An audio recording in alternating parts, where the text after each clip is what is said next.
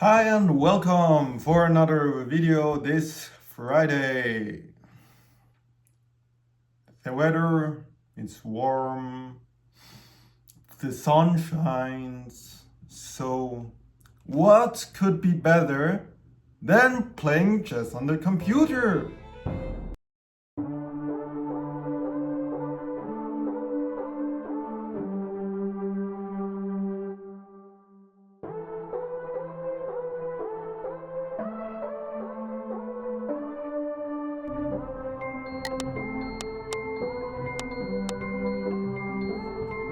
So let's go! What's that? He claims, with the confidence of a man who once read half a self-help book, that he's been training for the next video. Training. Yet, judging by the current state of affairs, he appears about as trained as a soggy biscuit attempting a triathlon. But fret not, dear viewers. Oh no, don't let your upper lips tremble. He will most certainly, absolutely, without a shadow of a doubt, be training for the next video, next Friday. Because nothing says commitment like postponing improvement to a day that is both convenient and entirely hypothetical. For my presenter duties and skills, which I assure you are held together by sarcasm, caffeine fumes, and the faint hope of a functioning society, I soldier on. If he learns for the next video, right then, let's move on. The pawn chain appears to have entered self-destruct mode, presumably after receiving a strongly worded letter from its union representative. This development, astonishingly, mirrors current politics rather well. Everything collapsing in on itself like a flan in a cupboard, yet everyone pretending it's all part of the plan. Of the many areas currently crumbling, and goodness, what a buffet of collapse we have these days. Let me think. What is under attack like Mr. Miller's nutmeg? Ah yes, healthcare. Just like here on the board. You can see it? You don't want to? It's falling apart, and it's dragging everything else down with it, screaming, "If I go, you're coming with me!" A sensible, old principle, just like a golden lobster in a rifle. What a delightful little game of chess we're having. Truly uplifting. Dear viewers, this channel is called From Zero to Hero. Though at the moment we're hovering somewhere around beginner, it looks a bit like a president with a general, without people in the army. If we weren't talking about chess, it would be an attempt at peace. So if you have a favorite strategy, opening, gambit, or obscure habits involving pawns and questionable decision-making, do write it in the comments. Together, as a community, a fellowship, a slightly dysfunctional, tea-deprived collective, we shall march forward. And perhaps, with your help, the chess player featured in this video will one day rise above his current level. That would be some positive news.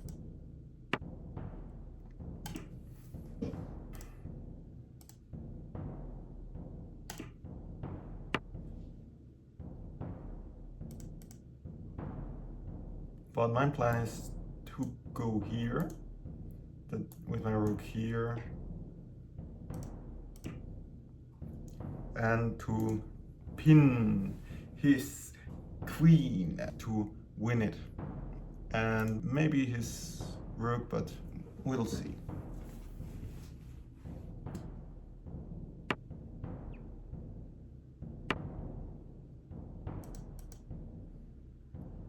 Dreamed wishes and awoke to reality. On relative reality. I have, after a heroic expedition involving 3 dictionaries, a malfunctioning kettle, and a pigeon with questionable credentials, checked it out. Yes, indeed, our brave chess enthusiast is studying the openings and the classics. From the venerable Italian game, a timeless masterpiece beloved by romantics, philosophers, and people who enjoy moving their bishop far too early, to the Blackburn shilling gambit, which sounds less like a chess opening and more like a polar bear scam involving counterfeit coins and a suspicious moustache who enjoys dancing salsa. He has even ventured into the elephant trap, a name that raises several questions, chiefly, why are elephants involved and who authorized this? But fear not, the trap is metaphorical, allegedly. The last time someone said that, an actual elephant appeared in Parliament, so I remain sceptical. And then, of course, the England Gambit. A bold, daring, utterly chaotic manoeuvre, perfect for players who enjoy living dangerously and have made peace with the concept of immediate regret. All of this, dear viewers, is precisely what one must learn to become a hero. Not the cape-wearing, city-saving kind. No, but the far nobler kind. The sort of hero who knows exactly why sacrificing a knight on move 4 is either genius or madness, and does it anyway. He's even dabbling in the Sicilian demolition, which, despite its name, does not involve explosives, construction permits, or disgruntled contractors. So yes, I can only recommend staying on the ball, remaining alert, keeping your monocle polished, and subscribing. Because it just keeps getting better, stranger, more educational, and occasionally more concerning. A bit like British politics, but with fewer resignations and significantly more pawns.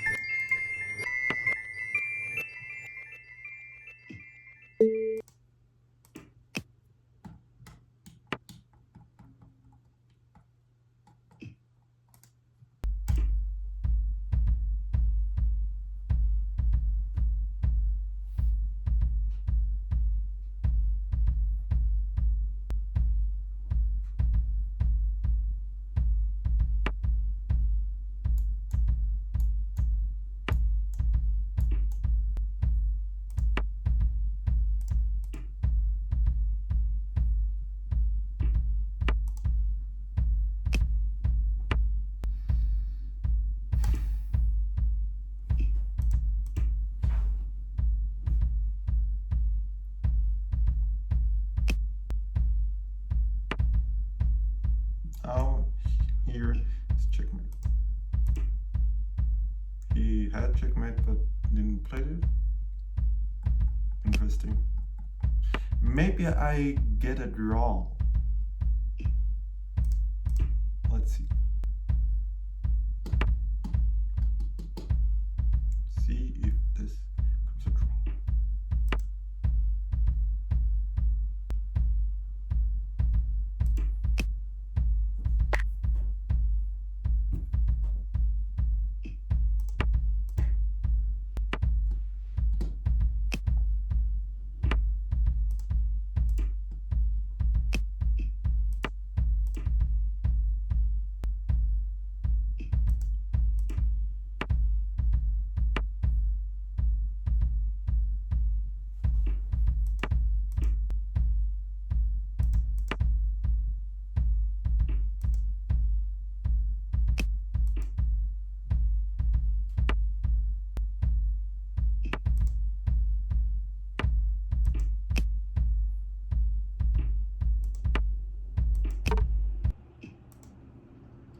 And let's checkmate.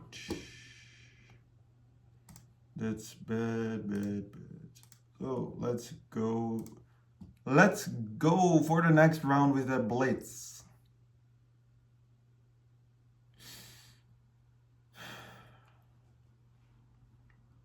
What's that? You can flip the board. Anyway, let's go. In chess, it is important to always look at things from all perspectives, to take preventive steps so that future moves are even better. That's already great for me. I mean, technically, one more material than I did. But here you see, this is free. This is good for me and bad for him or her or wherever. As a great chess master once said, nothing, because he was at a tournament. You're not allowed to talk there.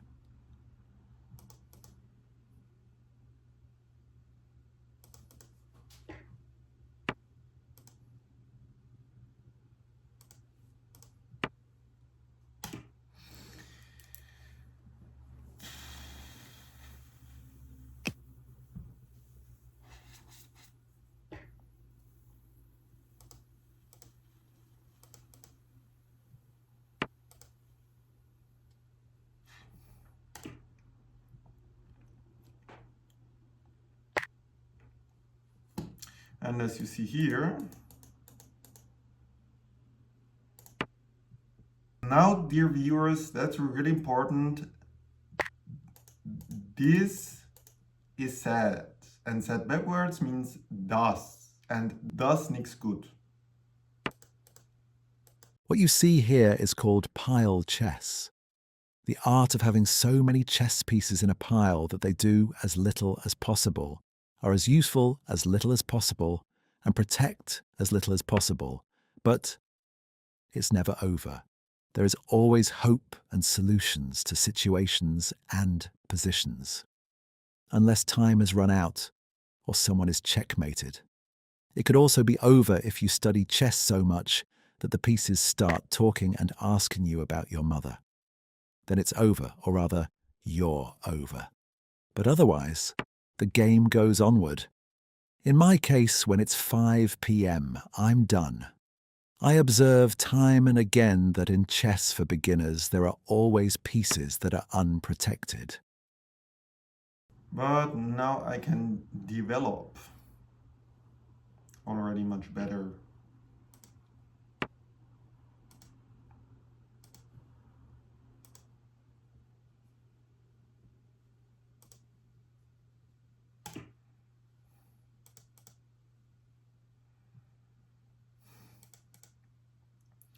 And I think he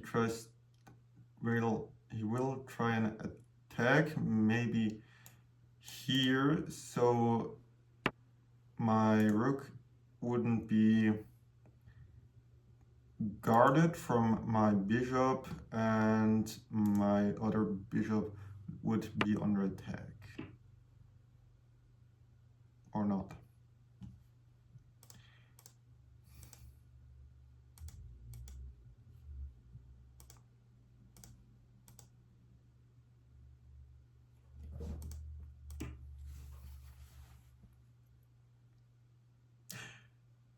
Ah, no, that would be bad. Okay. I have here something, and that's the big thing because of here and here. And here then is his queen and his rook. Forked. Yeah, forked. And he saw and he stopped.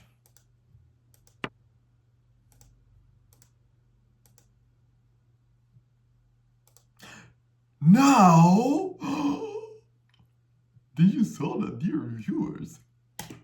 I win his queen. Viewers, always look out for pins. Here is his queen pin, yeah.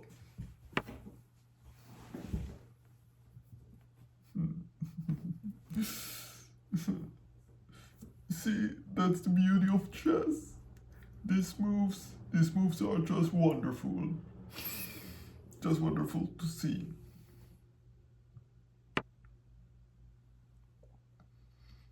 Or in other terms, just wonderful, wonderful move when such thing work. This makes happy. Ah, yes, that looks better. Considerably better. There's even a faint whiff of competence in the air, like the smell of freshly ironed uncertainty. He's got a chance to win the queen here. Provided the queen agrees to be won, the laws of causality remain roughly cooperative, and gravity doesn't suddenly change its mind. Let's see. He mustn't make a mistake now. Not under any circumstances except perhaps the minor ones involving time travel, tea shortages, or spontaneous enlightenment. One slip, and his entire position could collapse, though, philosophically speaking, perhaps it already has. After all, what is a good position if not an elaborate myth told to comfort the pawns? A checkmate strategy would be preferable, of course, though advocacy for such tyranny is controversial these days. Still, everyone has their own priorities. Some chase victory, others chase meaning, and a few noble toilets who consider themselves kings are merely chasing after their lost sense of direction after the 12th move. The main thing, as always, is to keep moving forward. One square, one existential crisis after another for oranges. After enough of them, oranges at least don't notice it anymore. Progress, after all, is measured less in distance and more in how politely we ignore the collapse of logic behind us. Personally, I'd recommend beginning with a checkmating combination here. Partly for structural integrity, partly to reassure the spectators that reality is still participating. But in the grand order of things, you can't save everyone. Some players lose themselves in pure abstraction, muttering to themselves about getting a tempo, entropy, and the right to move diagonally, if not according to the rules, then at least in thoughts to a lucky bishop. Sometimes only time itself can intervene. It seldom does, being notoriously apathetic, but on rare occasions it looks down at the board and whispers, "You know what? Let's pretend that worked." And for one impossible instant, all the pieces exist in perfect balance, a persistent illusion, made painful by linking it to hope for something that has never existed. And viewers, playing much chess is definitely not healthy for your mental health, but it's fun. A chess position of staggering magnificence lies before us, and one cannot help but observe, in the calm documentary tone reserved for migratory penguins, that our protagonist possesses rather a lot of material. In fact, he has acquired an extra queen, which in most civilized societies is considered either a decisive advantage or grounds for a polite inquiry from the royal household. This is where the true splendor of chess reveals itself, that quiet, thrilling certainty that victory is approaching on tiptoes and in soft slippers. Now, all he has to do is gently, very gently, push the opponent's king into the corner, much like persuading a stubborn badger to leave a garden shed. Once there, he can set up a fearsome battery of rook and queen, a construction so powerful that it has been banned in 3 countries and a supermarket.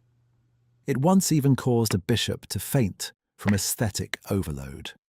At this point, checkmate is not only probable but practically inevitable, hovering over the board like a punctual British train.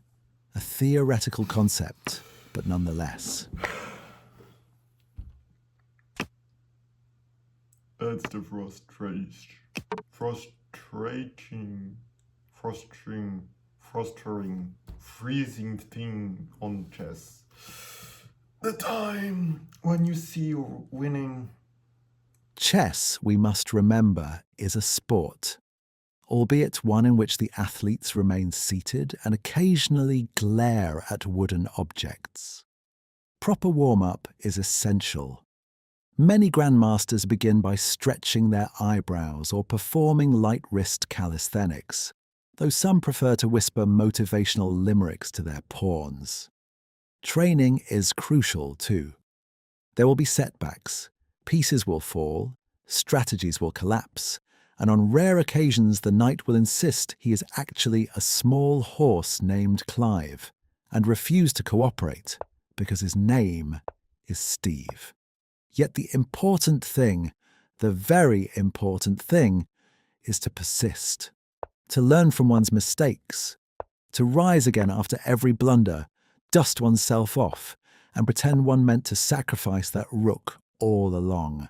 For in the end, chess is not merely a game of kings and queens, but a noble pursuit in which humans attempt to outwit each other using tiny sculptures that move in deeply inconvenient ways.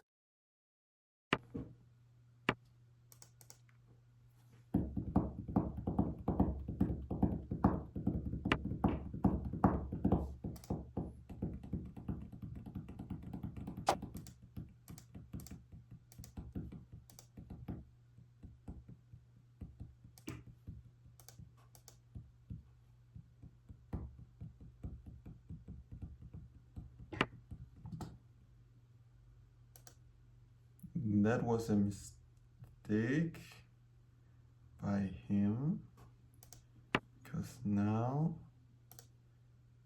I can start a checkmate threat.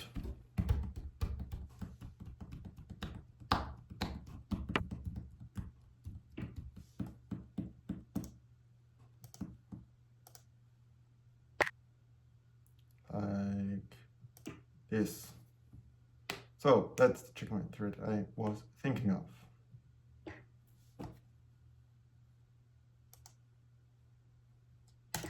This is not the thing I was thinking of. That was the bad thing I was hoping not to happen. Happening. The new word. Happening. Means nothing, uses nothing but it sounds.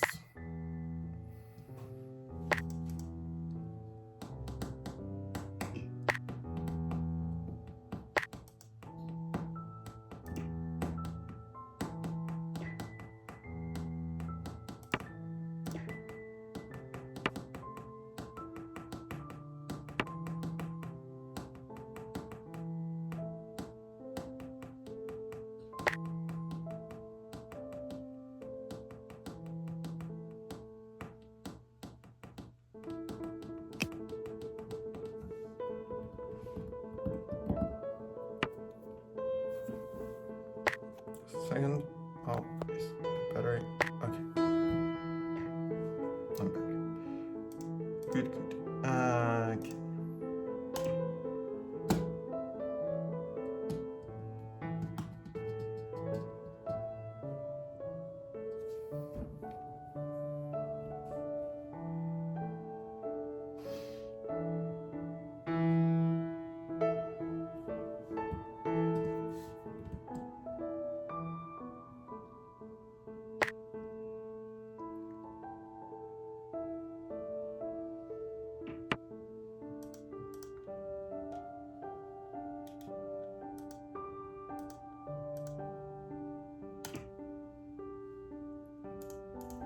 You look this.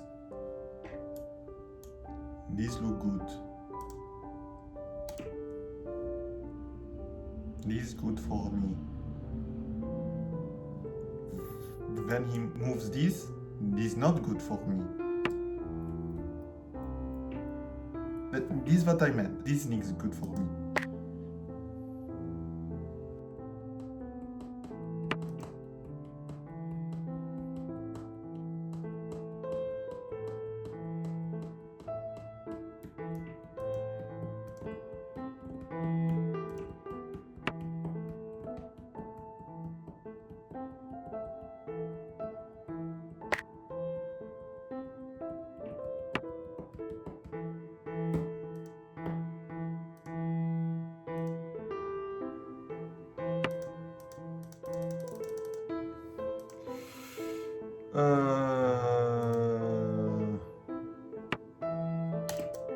Dear viewers, sie nichts gut.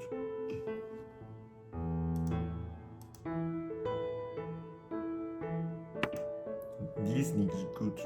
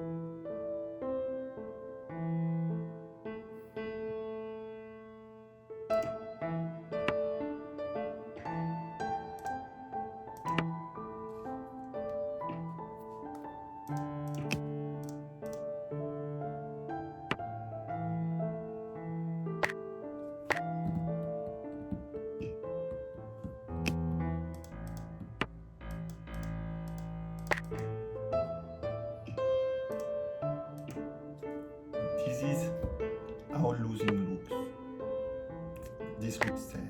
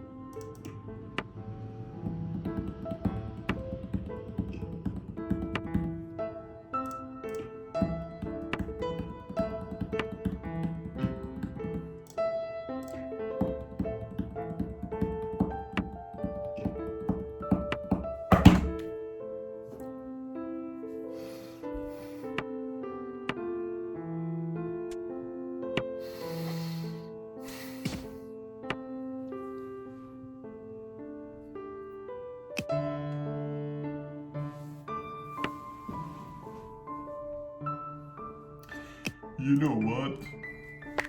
I think that won't work well. A remarkable spectacle unfolds before us, a moment so miraculous that even the BBC narrator in my head has put down his thermos of lukewarm Earl Grey to blink twice in dignified astonishment. He's right, you see. Quite right. Though how he's right remains a mystery, much like why the postman insists on wearing sandals in February. But no matter, I shall now gracefully seize control of the commentary, as is tradition when things become suspiciously coherent. And so, dear viewers, we arrive at the next game, the final encounter of today's intellectual circus. This is where matters become genuinely riveting, in the same way that discovering a hedgehog in your sock drawer is riveting, unexpected, slightly alarming, and yet undeniably promising. Our valiant from zero to hero contestant is giving it everything he's got. One can practically hear the gears turning in his head, accompanied by the faint clatter of misplaced exhaustion. He has harvested the opponent's mistakes with the enthusiasm of a British pensioner collecting coupons, and now, astonishingly, his accumulated learning is beginning to resemble competence. Possibly even brilliance, though we mustn't rush to conclusions. That sort of thing leads to paperwork. The situation has become so golden, so full of potential, that even the pair of pigeons that fly past every day at 12 noon sharp paused mid-flight to whistle appreciatively. This is remarkable as pigeons rarely whistle unless they are bribed with breadcrumbs, or they are visiting an art auction and want to bid on the work nest building without petrol glue. The neighbour, too, found the game spicy, though his subsequent snorting suggests he may have simply prepared himself a lunch of catastrophic heat. One cannot be entirely sure. He staggered about wheezing like a malfunctioning accordion, which is either a sign of culinary miscalculation or a new form of interpretive dance. Neighbours, eh? Endlessly mysterious creatures, like foxes, but with mortgages.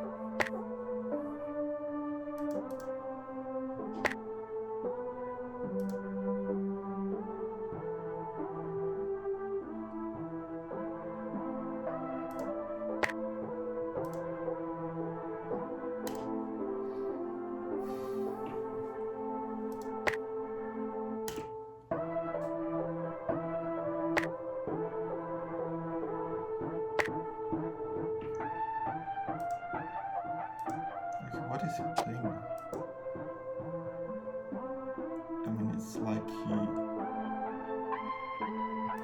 makes himself ready to be checkmated.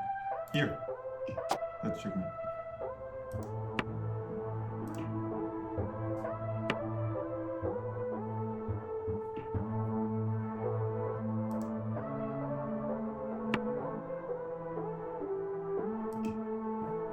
That's forked.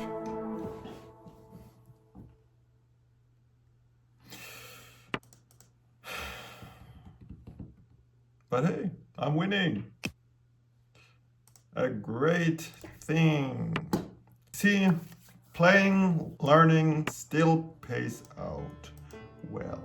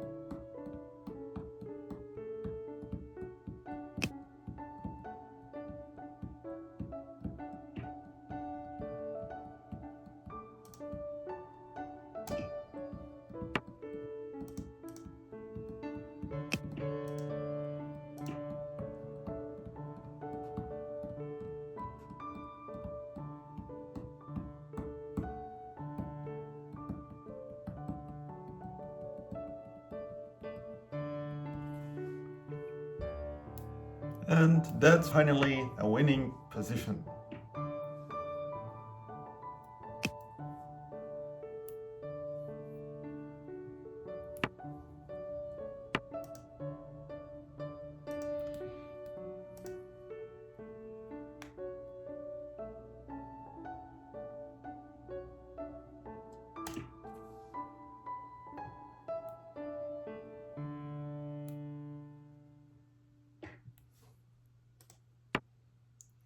Here. That's checkmate, right? if I go here, he can't go here because of my pawn and the queen. Here the same, but just with the queen, and that's checkmate. And yeah. Oh, one more.